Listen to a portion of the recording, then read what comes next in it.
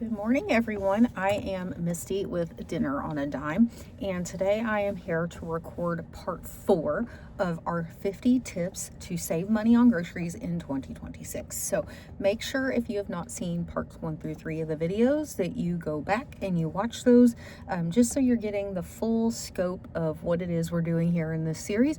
And then make sure that you like the channel or subscribe to the channel, right? Like the video, and ring that little notification bell, and that way you get notified as future content comes out. All right, so today is part 4 of our series. We're going to touch on 10 more tips on ways to save money on groceries in 2026. And hopefully you're starting to see that these things are not anything that you can't do. Everything that I'm bringing up, that I'm mentioning, is something that we can all work on and we can all do better about. So number 1, let's talk about choosing store brand items. So we've touched on this in a couple of videos, right? We know for a fact that there are companies that make the name brand item that also make the store brand items. They just slap a different label on the container. So when you are staying loyal to brand name items, you have to remember that you are paying for marketing. You are paying for research and development. You are paying for future products that they're thinking about making, because they put that money into future products as well as the current product. You're paying for lots of things other than just the item that you are buying. So if it's a loaf of bread, and we know that they make the name brand bread, and we know that they make the generic bread, and the only difference is the label, I'm going to pay for the cheaper brand, okay? I'm going to get the store brand every time. Now, that is not to say that you should use store brand on everything.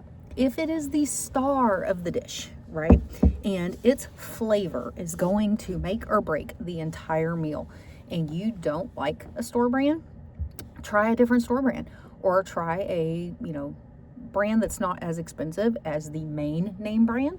But if you have to use the name brand, that's fine. But when it comes to, okay, we are going to mix a million different flavors together, none of them are going to be the star of the show, then things don't matter as much, okay? So then you can use those store brand items for the things that are not the star of the dish, okay? That's the way I choose to look at it. All right, number 2 is buy in bulk for your staple items. This is going to only work if you are comparing the prices at the bulk store to what you would pay at the regular store, okay? Just because you go into a Costco or a Sam's does not mean that you're going to get the cheapest price on that product by buying it in bulk. You do have to pay attention to the unit price so that you still know, is this the best deal or is this not the best deal? Okay, and be careful too when you get into using different companies that sell in bulk. Like one that I've heard of is Azure Standard. I have not personally bought from them, but it's bulk products, right? But you need to make sure that you're going to use those bulk products, and you need to make sure that you're paying the best unit price for them. Okay, number 3 is use your wholesale stores, like your Costco or your Sam's, strategically, okay? Again, you can't just go into a Sam's or a Costco with the mentality of everything here is the best deal, I need to stock up on everything.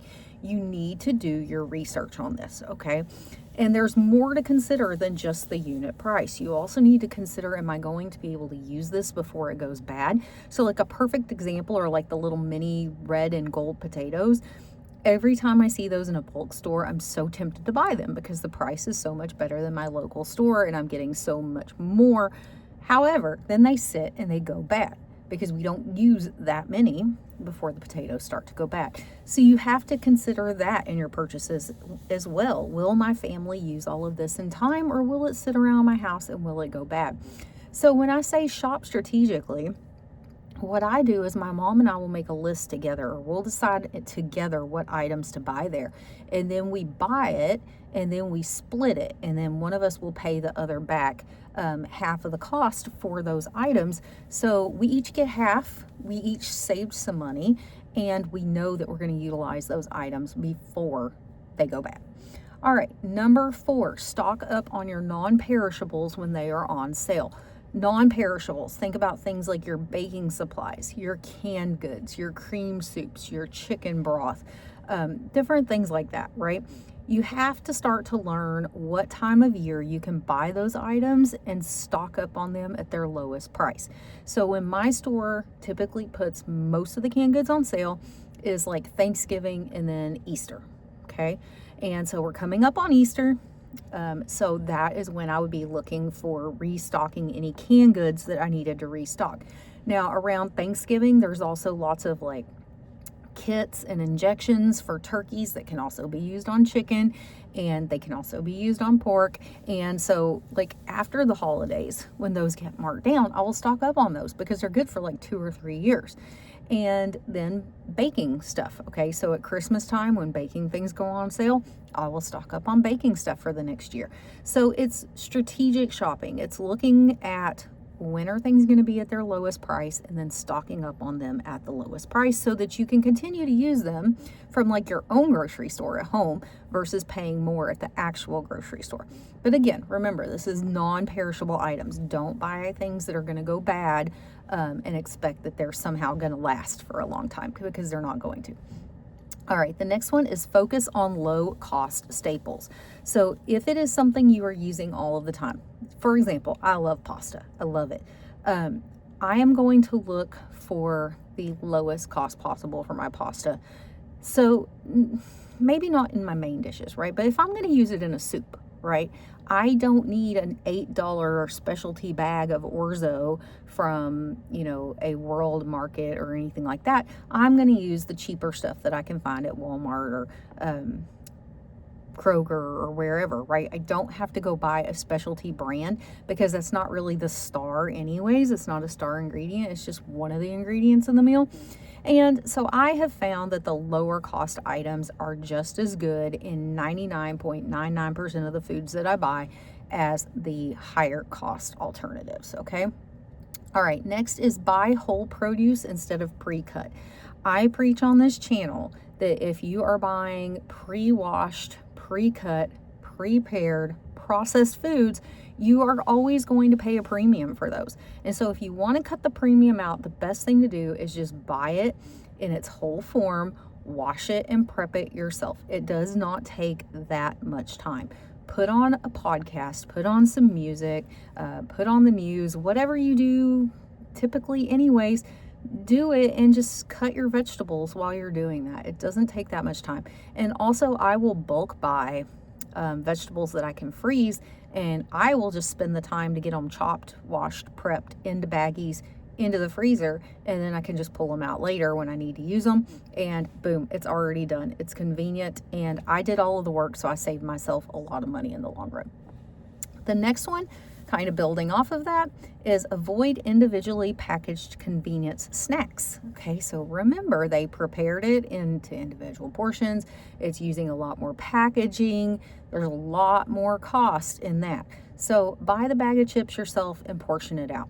Those little muffins, like little Entenmann's muffins, oh man, they're so good. But I can buy a thing of Martha White mix and I can make little muffins myself with a little cupcake pan, and I save myself a ton of money. So you just have to look at those convenience-y snacks. Like another one would be granola, not granola, well, granola for sure, but also trail mix is what I was thinking of.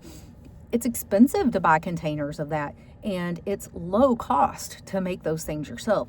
So look at the snacks that you're consuming and see, is this something that I can make myself? And is it something I can save myself some money by doing? And then you're also saving packaging and all the other things that go into it. All right, next is reduce meat-heavy meals. So the meat shouldn't be the star of your dinner in 2026. Not everybody needs a huge T-bone steak on their plate every single meal. Okay, not to say you won't have like a nice steak dinner. In fact, we had steak last night. I made chimichurri steaks last night. It was so good. But what I'm saying is that shouldn't be the go-to every single night, okay? So learn to use meats and things like soups and casseroles and dishes where it's going to spread further, okay? And that will help reduce your cost significantly in 2026. And then the next one builds off of that. Include meatless meals in your weekly plan. Like a 1 day a week, go with a meatless option. I will say this, my family does not do this one, okay? So I am not leading by example on this one. My family, I think, would revolt. I'm going to be honest. They expect some sort of meat on their plate every night, or it to be incorporated in the meal somehow. I honestly would probably be fine with a meatless option once a week. I would also be fine with trying things, more beans, more lentils, things like that. But I know my audience, my audience at home, right? And my audience at home is not going to go for that. And so I'm not going to waste the time and the resources and the food because I know it's not going to get eaten. All right. And then the last one for today is learn when you should choose a larger size. Okay, so what do I mean by this? Because I've told you unit price already, right? So this seems like it's just a repeat tip, but it's really not. Okay, let's say the unit price is right there. It's close, but so the unit price is better on the smaller one. So you're like, okay, well, I'll just go ahead and get the smaller one. Misty told me to go by the unit price. The unit price is better on this. I'm going to use dish detergent, dish liquid, whatever you want to call it. I don't know if detergent's the right word, but like Dawn, okay? Let's say the smaller one is 12 cents an ounce and the bigger one is 14 cents an ounce. And so I have told you, stock up on the 12 cents an ounce, right? Prices are consistently going up. So you've got to know the product well. In that case, where it's so close, I would probably be tempted to go ahead and stock up on a larger one when it's on sale and gets that unit price a little bit closer to the smaller one. So maybe now it's 12 cents an ounce for the small and it's only 13 cents an ounce for the large. I would probably go ahead and tend to buy the large one. And the reason for that is because I'm going to have to buy the smaller one more frequently. And so by the time I, have bought 4 or 5 of those to equal this one big, huge one that I could have bought, the price has gone up at the store a few times, right? At least a couple of times it's gone up. And so now I might be paying like 16 cents an ounce for the smaller one, and the size has shrunk. So I'm buying them way more frequently, where I would have just bought that one large one on sale at like that 13 cents an ounce, and it would have saved me money over time. So I hope that one kind of makes sense. So thinking about, buying in bulk and thinking about buying a larger size, sometimes it can make sense to pay just a little bit more if you know that, hey, by the time I use this, I'm going to have had to buy the other one several times, and the price is probably going to have gone up every single time. So occasionally it might bite me in the butt, and, maybe things don't change. And so I did pay a penny more an ounce, right? But sometimes I'm willing to take that risk, especially if it's something that I use pretty frequently in my house. And so I'm constantly going to have to stock up on it, right? Okay, so that is today's 10 tips. So we got one more video to film in this series. I'm excited about it. I've seen the list, right, because I made the list. So I'm excited about the final 10 tips, and I hope you are as well. So make sure, again, if you haven't already, like the video, subscribe to the channel, ring the notification bell so you know when videos come out, and that way you don't miss anything. And I will see you for the next video. Bye.